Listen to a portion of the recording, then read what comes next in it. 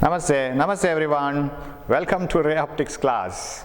We have finished the lens maker's formula, the terrible derivation, coming to one surface, making the rays of light falling on one surface, going to the other surface, the image formed by the first surface acting like an object for the second surface. Hope you have followed it, right?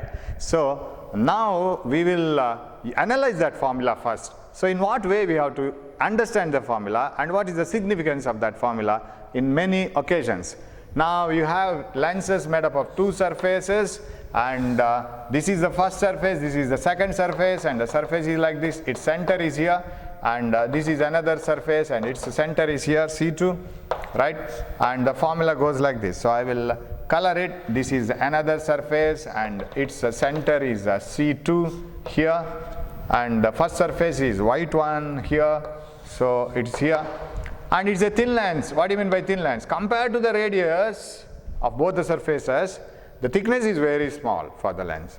Okay, what is the lens maker's formula? 1 by f is equal to n2 by n1 minus 1 into 1 by r1 minus 1 by r2. Remember, if you want to apply this formula again to some other problems, again apply the sign conventions. Otherwise, it will not be suitable for that occasion.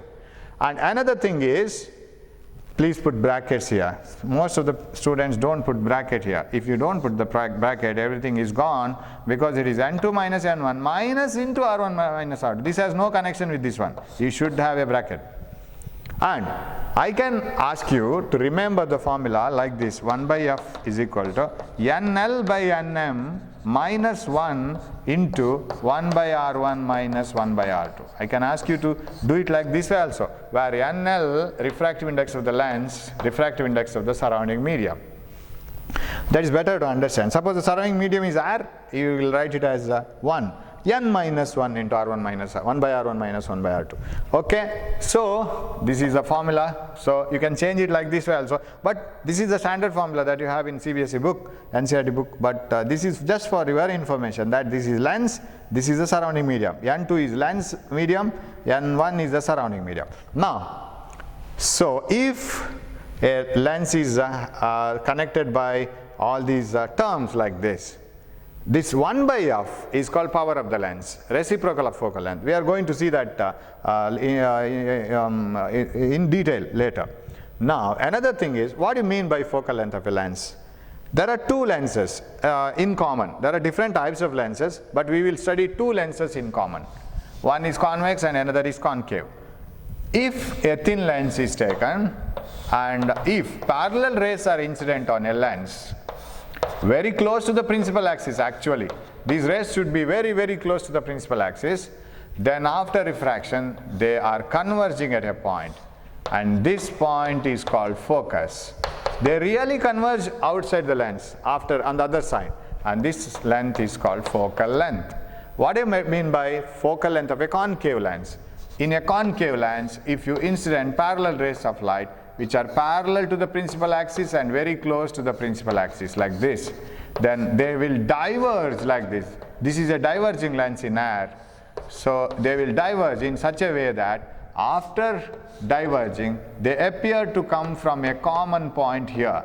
So this appears to be common like this. So this should go like this, and this one should be like this, this will go like this. So for a person observing from here, he feels that all these rays are coming from a common point here. This becomes the focus, this is the focal length. Now you will have to go back to the same sign conventions which you have found later. See, every time when I draw the diagram, I prefer the ray coming from left to right in the positive x-axis. That means ray is moving like this here, and focal length is measured on the right side, f is positive. Correct? And here the rays of light are moving in the positive x-axis direction, but from the center, and you have one more point here, that is called optic center of the this lens. For a mirror, concave mirror say, the geometric center is called pole. Out of the whole geometrical size, where is the center? That is called pole. And in a lens, geometric center is called optic center. Geometric center of a lens is called optic center. From the optic center to the focus, that length is called focal length. From the optic center to the focus is called focal length, but you have to measure it opposite to the direction of light, so this is negative. So focal length of a concave lens is negative. Don't by heart it like that. Of course, you should know what is the situation. For what situation it is negative, for what situation it is positive. Whereas in a concave mirror, you see, for a concave mirror, parallel rays met here, so it is negative. Whereas a convex mirror, they diverged in such a way that if parallel rays are incident on the mirror, they diverged in such a way that they appeared to come from somewhat point here. Focal length was positive. So theoretically you have to analyze it. Okay, now for a lens, if you take 1 by f is equal to so much, the formula, if it goes like this. Now suppose if I analyze it like this. If I immerse, I will just take some problems and I will see just small types of problem and analyze it in different ways. If a lens has a focal length of say 2 meter, in general ways I say a simple sentence, a lens has a focal length of 2 meters. When it is kept in air, not so told, that is not told, and nothing is told about the surrounding medium. When nothing is told about the surrounding medium, you take it as air. Suppose it is immersed in a medium of refractive index, say water, say 3 by 2. If it is immersed in a medium of refractive index 3 by 2, what is the new focal length? Right? How to analyze this formula now? A lens has a focal length of 2 meters. Now it is immersed in a medium of refractive index 3 by 2, that is water. What happens to the focal length of the lens? Now, when it was air, you analyze this as 1, correct? And when it is immersed in water, this part doesn't change. Whether it is in water, whether it is in air, the radii of curvatures don't change. When a lens is immersed in water, its radii of curvature doesn't grow like this. It will be the same.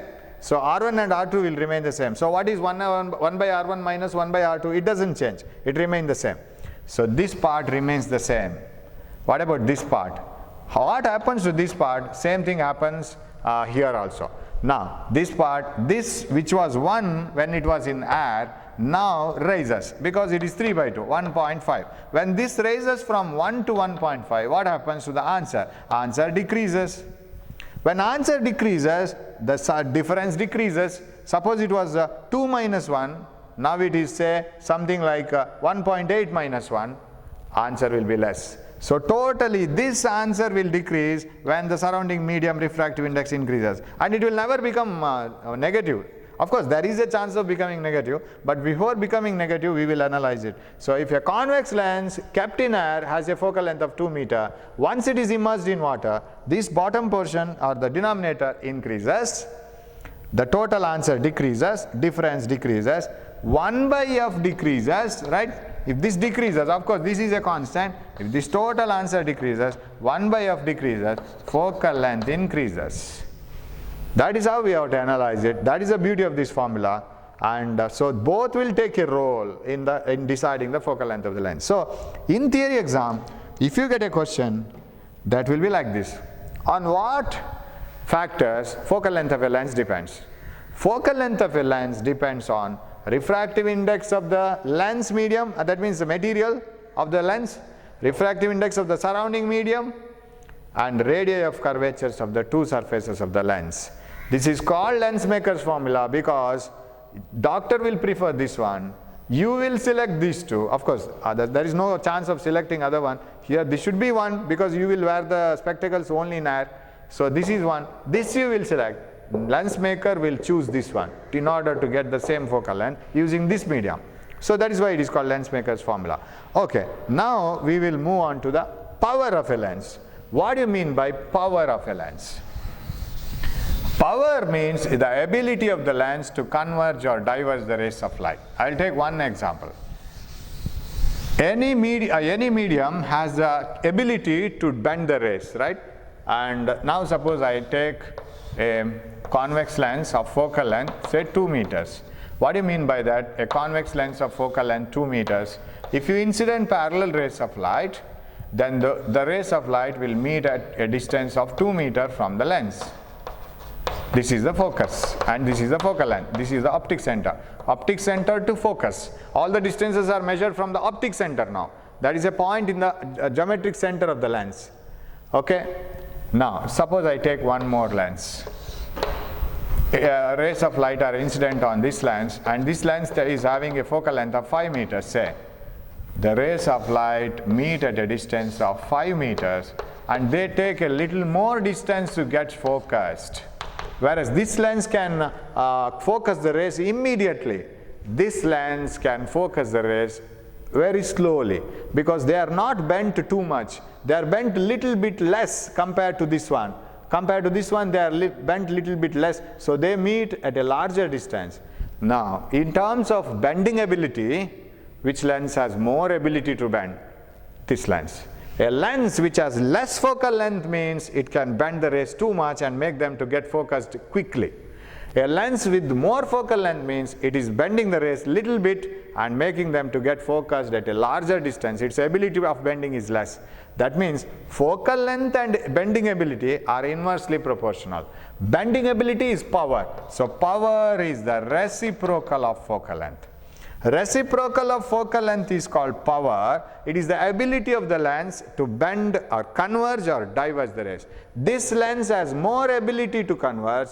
This lens has lesser ability to converge. More the focal length, lesser will be the power. Now, sir, how did you get this formula? Power is equal to reciprocal of focal length. That is a different story. It will be like this. Suppose you take a lens and study its bending ability. How? Apply a parallel beam of light on it. Then if it has too much ability, it will bend it too much. If it has less ability, it will bend it little bit less. Now let us assume that this is the original direction of the parallel beam of light, and it has bent by this much amount. Now you know that this is the focus and this is the optic center, this is focal length. Now this lens was able to bend this light which was traveling like this by this much amount. I call this as delta. And I assume that this ray of light has been incident at a height h from the optic center.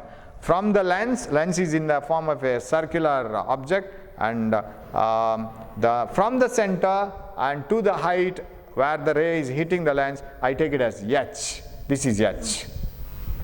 Now, the ray of light has been bent by an angle delta. Now, can I take this angle as delta?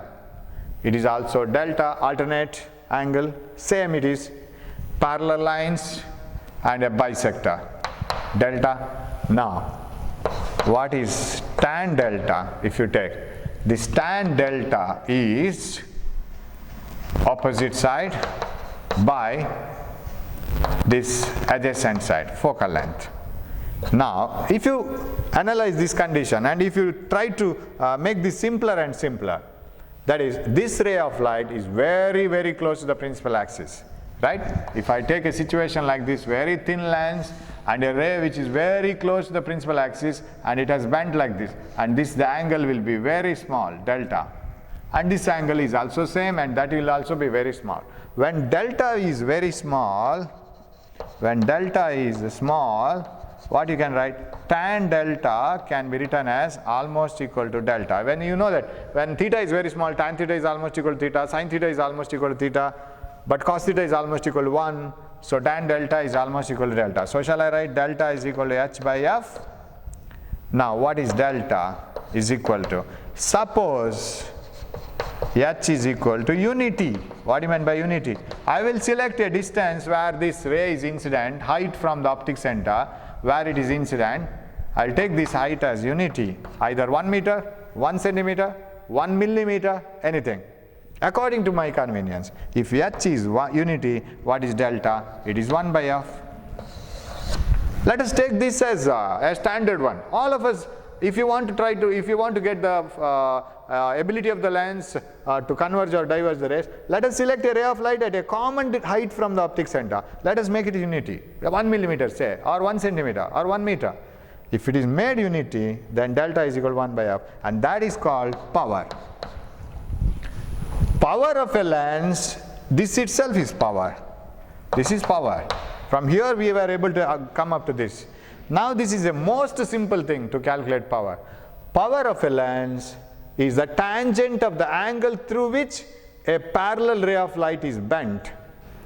right? It is the tangent of the angle through which a ray of light is bent, and that ray of light should be very close to the principal axis.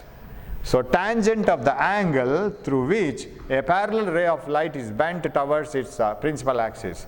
So that tangent of the angle through which it is bent, a parallel ray of light is bent, is called power of a lens, and it is the reciprocal of focal length. That's what I have written here. So you can define power in many ways. Ability of a lens to converge the rays or diverge the rays. If it is a concave lens, its ability to diverge. And as it diverges the rays more and more, focus comes closer and closer. Focal length decreases. Suppose this is a lens which can diverge the rays very less like this, then the rays of light come to focus here, or they appear to diverge from here. Suppose you have another lens which has more power, it would have diverged the rays too much and the focus would have been here, very close to the lens. Focal length is less, here focal length is more. This has more power, this has less power. So ability of the lens to converge or diverge the rays of light is called power of the lens, and it is measured as the reciprocal of focal length. Or you can define power of a lens is the tangent of the angle through which a parallel beam of light is bent towards the principal axis, and which is incident at unit distance from the optic center. That also to be defined. So tangent of the angle through which a parallel beam of light is bent at a unit distance from its optic center, that tan delta is called power. Again I repeat, tangent of the angle through which a parallel beam of light is bent at a unit distance from it, from the optic center, is called power, or simply if you want to define, it is the reciprocal of focal length. That's all. Now, so more the power, lesser will be the focal length. It is focused very quickly, very early. Now, sir, what is the SI unit of power? Suppose focal length is in meter, then power will be in diopter. Diopter, D, name of the scientist. Power is in diopter if focal length is in meter.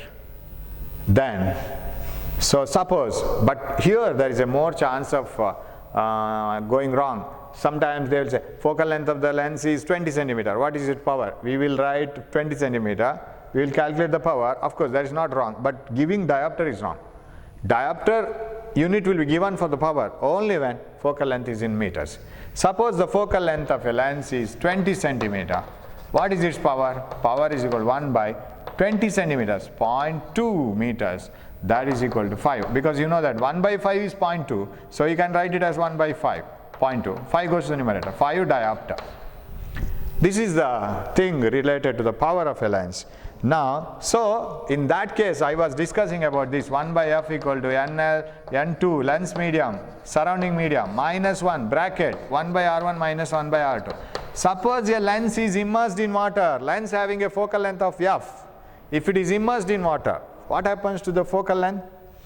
Yes, if you analyze it, when it is immersed in water, denominator increases from air to water, that is 1 increases to 1.33. Total answer decreases, difference decreases. If this is decreasing, this is constant. When this is decreasing, 1 by f is decreasing. That means power is decreasing, focal length is increasing. Am I right? Focal length increases, ray of light gets focused at a larger distance inside water, same parallel ray, and power decreases. Focal length increases, power decreases when a lens is immersed in a stronger medium, higher refractive index medium. Okay, now we will go for a small derivation and we will finish it regarding power and focal length. Combination of lenses, okay? Okay. Combination of lenses. Suppose you combine two lenses, what will happen? That's what I am going to derive. Suppose you have a lens like this, its focal length is f1. Say it is some 6 meters. What do you mean by 6 meter focal length lens? The ray of light gets focused at 6 meters. So like this gets focused at 6 meters. Now I will take another lens of focal length 3 meters. What do you mean by that? If I incident parallel rays of light, they get focused at 3 meters like this. So this is 3 meter. Now my question is, If you combine these two lenses like this, f1 and f2, 6 meter and 3 meter focal length. If you incident parallel rays of light to this combination now, these two lenses together, what they will do? Will they focus the ray of light at 9 meters, 6 plus 3? Will they focus the ray of light at 3 meters, 6 minus 3? Will they focus the ray of light at 2 meters, 6 by 3? Or whether the combination focal length is f1 plus f2, f1 minus f2, f1 by f2, or f1 f2 by f1 plus f2. What is the formula? That is what I am in need of. So what is this focal length? What is f in terms of f1 and f2? Whether it is f1 plus f2, f1 by f2, f1 into f2, f2 minus f1, don't know. That is what we are going to derive. So we will do it now. Let us take two thin lenses in contact. So combination of thin lenses actually. Thin lenses in contact. We will take two thin lenses in contact. We will take them separately and we will keep them now together. Let us take two thin lenses in contact. That means touching each other. There is no gap between them. If they have the gap, then the formula changes. Okay, this is the principal axis, common principal axis. Okay. The line passing through the centers of curvatures of all the surfaces like this. Okay. Okay, now keep an object here. One ray along the principal axis. Oh, before that I have to give the lens formula. I have not given this one. Let me give the lens formula and then we will start. We have the mirror formula also, right? What is lens formula? Lens formula is 1 by f is equal to 1 by v minus 1 by u. A formula which connects focal length of the lens, object distance and image distance. 1 by f equal to 1 by v minus 1 by u. That is lens formula. And here magnification m is equal to h dash by h, height of the image by height of the object, that is equal to v by u. No negative here. In mirror formula you had negative here, but there was no negative here in mirrors. Here you don't have any negative here, you have negative here. That's the only difference. So this is lens formula. This is lens maker's formula. I rubbed it. Lens maker's formula is different, lens formula is different. This is lens formula. The formula which connects object distance, image distance and focal length of the lens. Very similar to mirror formula, but we don't have derivation of this. Just take this because this is over in your lower classes most probably. You have used this formula. Okay, now we will go to this one. Take two thin lenses in contact and f1 and f2 be the focal length of the two lenses. Take two rays of light. One ray passing along the principal axis, normal incidence because it lies on the centers of all the surfaces and angle of incidence is 0, it passes undeviated. Another ray of light, incident like this. Now, I don't show refraction from surface to surface because it is not needed. This is a thin lens. I show that the first refraction occurs in this lens here and second refraction occurs here and finally the ray moves here. This is the final image and this is object distance and this is image distance. Okay. The two lenses together combined, they produce a combined effect such that the ray of light is bent two times. One is here, another is here and finally like this. So three refractions. One through the first lens, second lens and finally coming out. Now let me remove the second lens. Remove the second lens. What will happen now? If the second lens is removed, first lens alone would have bent the ray like this and would have formed the image like this. Now you have to go for the same idea of lens maker's formula. In the absence of the lens 2, lens 1 alone would have formed the image. Lens 1 alone would have formed the image at I1. So I can't show it by solid lines because lens L2 is present now. In the absence of lens L2, lens L1 would have formed the image here. This ray would have traveled straight like this to meet the principal axis at I1. Now, because of the presence of the second lens here, this lens, this had formed the image at I. Now you write the lens formula for each and every lens and don't worry about sign conventions. Simply put the formula as it is because this is a formula applied for each lenses For the lenses we are applying, not for such a situation. So simply apply it and get the answer. Okay, focal length of the first lens is f1 and it is alone forming the image at I1. So for first lens you will write this one. The formula is 1 by f equal to 1 by v minus 1 by u. This is the formula, right? First lens. For the first lens, focal length is f1 is equal to 1 by v, final image. This is a general formula term. What is the image? Where is the image of the first lens? First lens alone will bend the ray only this much. Second lens will do this like this. But first lens alone will do it and it will form the image here. So shall I write this as v1 distance, image distance? So 1 by v1 image distance for the first lens minus 1 by u. I will simply write the formula as it is. I don't worry about sign conventions because u is here and I will write u. And once you use it, then finally you will apply sign conventions for problems. So this is u for the first lens and v1 for the second lens. I am simply putting the values, that's all. This is the first equation. Now ask the first lens. Lens L1, lens L1. Do you have any object in front of you? Yes, sir. I receive two rays of light and those rays are produced backwards and they come from O. So O is the object for me and U is the object distance. Okay, we have written this. Now ask the lens L2. Lens L2, are you receiving any rays of light? Yes, sir. Is there any object in front of you? I will check it, sir. I receive two rays of light. One ray of light like this, that falls on the second lens. Another ray of light like this, it falls on the second lens. And second lens job is to bend it and form the image here. But second lens now starts checking whether there is object or not. Second lens produces the one ray backwards and another ray backwards. They never meet. When these two rays, one ray coming to the second lens, another ray coming to the second lens, when they are produced backwards, they never met. Second lens says, sir, I was searching for the object by reproducing these two rays backwards. They didn't meet at all.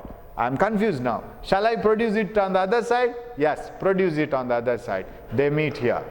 That means image formed by the first lens acts like an object for the second lens. Because there is no object on the other side, but two rays are coming from this point. So this acts like an object. So for the second lens, object distance is v1. Do you agree that? For this lens, there is no object distance from this side, but there is an object. This acts like an object. It is v1. What about the image distance? It is v itself, because even though this lens has not obtained any object on this side, it has received a ray of light which is given by the first lens and it is bent and finally the image is formed here at a distance v. Image distance is v and focal length is f2, right? Now let us write the formula. For the second lens, 1 by f2 is equal to 1 by v minus 1 by u. What is 1 by v? Final image is formed by the second lens here only. So it is v minus 1 by u. U for the second lens is v1, which is acting like an object. Actually it is the image formed by the first lens, minus 1 by v1. This is the second one. This is the first formula. Combine them. When you combine them, what happens? 1 by f1. Left hand side I will add 1 and 2. Equation 1 plus equation 2 gives, here it gives 1 by f1 plus 1 by f2 is equal to, left hand side is over, 1 by v1 minus 1 by u plus 1 by v minus 1 by v1. Now 1 by v1 minus cancels. What is 1 by f1 plus 1 by f2 is equal to 1 by v, I will write first, minus 1 by u. Now we will stop at this moment once.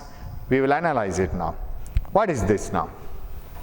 Now, sir, here we have two lenses. The two lenses together formed an image, right? There are two lenses here. One lens, second lens. Both are thin lenses and this is the object. And here is the one ray and this ray passes undeviated. This is bent by the first lens, second lens, finally the image is formed here. Instead of, in the absence of second lens, first lens would have formed the image here. Both the lenses together form the image here. This is object and this is image. Now, suppose if I take a single lens, of course this is f1, this is f2, focal length. Can't I get the same situation using a single lens? Sir, I should keep on going searching for a single lens which will do the same job as these two lenses were doing. How it is done? Same object is kept in front of the single lens. It will pass one ray undeviated, another ray is bent such that image is formed at the same place like this.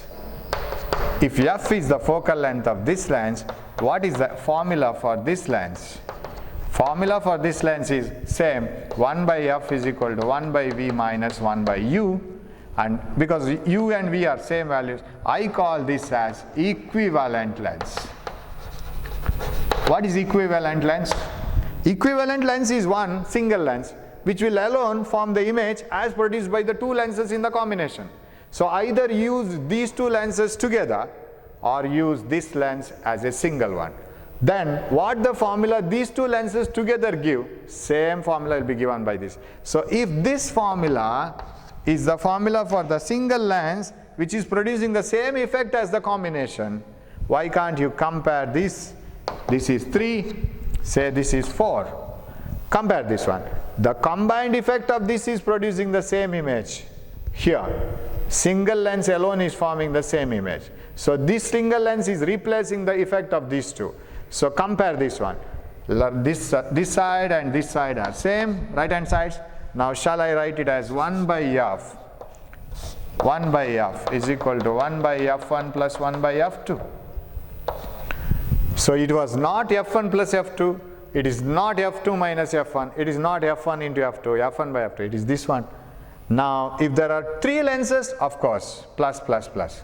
Now if you write it in terms of power, so reciprocal of the focal length of the equivalent lens is equal to sum of the reciprocals of the focal lengths of each lenses. If you have few more lenses, 1 by f3, 1 by plus 1 by f4 plus 1 by f5, it keeps on growing like this. Now my question is, what has happened to the effective focal length? Now when this lens was having focal length say f1, f2, what is f? Whether it is greater than f1 and f2 or lesser than f1 and f2, that is very interesting now. Now you know that power of a lens is the reciprocal of focal length, right? So finally we got this formula, 1 by f is equal to 1 by f1 plus 1 by f2. Power of a lens is the reciprocal of focal length. What is the power of the first lens? It is the reciprocal of its focal length. What is the power of the second lens? It is the reciprocal of its focal length. What is the power of equivalent lens? It is the reciprocal of its focal length. So shall I write this as power is equal to power 1 plus power 2. What do you mean by this? The total power of the combination has increased. Correct? The power of this is P1, power of this is P2, the total power is added. So total power of the combination of two lenses, when two thin lenses are combined, is P is equal to sum of the powers of the individual lenses. And if you have so many lenses, P3 plus P4, so on. So power increases. What about focal length? It should decrease. How, sir? We will take an example. So if two thin lenses, convex lenses are combined together, focal length decreases and power increases. How? Suppose this lens, individually, suppose the focal lengths are 6 meter and 3 meter. Right? Last time I was discussing in the beginning of this derivation. Suppose this lens is having a focal length of 6 meters. It is making the ray to get focused at a larger distance. Okay, f1. Suppose another lens is having a lesser focal length. It is having more ability to focus. It is focusing the rays of light at a shorter distance, 3 meter. Now when you combine them like this, what about the focal length? Substitute the values here. 1 by f is equal to 1 by 6 plus 1 by 3. I can take 6 common. 1s are 3, 2s are 2, 3 by 6. But this is 1 by f. What is f? F is equal to 6 by 3. Is it 2 meters?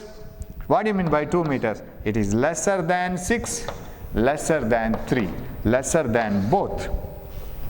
Total focal length decreases, but power increases because it is the reciprocal of focal length. So this is a very important derivation. If two thin lenses are combined of different focal lengths, what is the total focal length of the combination? And the focal length combination is given by 1 by f is equal to 1 by f1 plus 1 by f2 plus 1 by f3, so on. Total power is P is equal to P1 plus P2 plus P3 plus P4 and so on. So power increases, focal length decreases. Of course, that depends on the type of combination also. You can combine a convex lens with a concave lens also. Then you will have to take care of the sign also. This is f1, this is f2, and f2 is negative now, because for a concave lens, if you incident parallel rays, they diverge in such a way that they appear to come from focus. Focus is on this side, negative. Then of course you will get different results. Now, another thing with the power is, suppose you are asked to find out what is the power of a glass slab. Simply I just remembered it, that's why I am just taking that or bringing that into the picture now. Suppose you are asked to find out what is the power of a glass slab. You know that in a glass slab, the sides are parallel, there is only a lateral shift. If a ray of light, of course, if a ray of light is incident like this, and it bends towards the normal, okay, like this, and passes parallel to the original direction. If there is one more beam of light, it moves and becomes parallel. How much it has converged? A parallel beam of light incident on the glass slab has become parallel. That doesn't meet at all. Where is the focus? Shall I write focus is at infinity? What is power? Power is the reciprocal of focal length. It is 1 by infinity, that is 0. No power. What do you mean by a glass slab has no power? It has no ability to converge the rays nor to diverge the rays. It is neither having the ability to converge nor to diverge. That means it makes the parallel beam as parallel only. Its focal length is infinity and its power is 0. Even a plane mirror, when parallel rays are incident on a plane mirror, they become parallel once again. The power is 0, focal length is infinity. It's the beauty of this one. So doctors always prefer power. They don't prefer focal length usually, but you will get it from the reciprocal. So using those values, the lens maker will prepare the lenses. Power will be say like minus 0.5, plus 0.25, plus 0.3, something like that. That is plus and minus indicates whether it is concave or convex. Because focal length, as it is negative and positive, power also becomes positive and negative. So important derivation is over. Lens maker's formula, refraction at curved surface, and thin lenses in contact, everything is important. Now we are left with so many types of problems and we have to combine them. We will see that in the next class, right? And with all the problems of different varieties, and you write all these problems, you have to do one thing. You write all these problems in a sheet of paper, take a sheet of paper, fold it like this, you have A4 size paper, fold it like this, write all the formulas one by one, starting from Snell's law, starting from refraction, refractive index, everything, and put it in a paper. Every time when the class begins, before 5 minutes, look into all the formulas. Then you are recapping all the things in this chapter. That helps you a lot. And then you can catch up everything, because formulas, the first method of preparing for any exam, entrance exam or theory exam, first thing is you should memorize everything. In terms of theory, little bit of by hearting, not completely by hearting. And later you must be able to recall it, because without formulas, no problems. Even with the formulas, it is not over. Once you know the formulas, you must be able to recall it and put it in the exact position and use it in the exact situation. And then you have to analyze it, and that's what you have to do. So finally, I request you to analyze all these derivations so that it will be easier in the next time, because I don't know when the classes will reopen, and once it reopens it will be very difficult. Then there won't be any time, you will have to rush up everything. Suppose you have all these backups, you can do that. So study all these things, get ready for the next class, keep cheering, do well. Thank you for watching.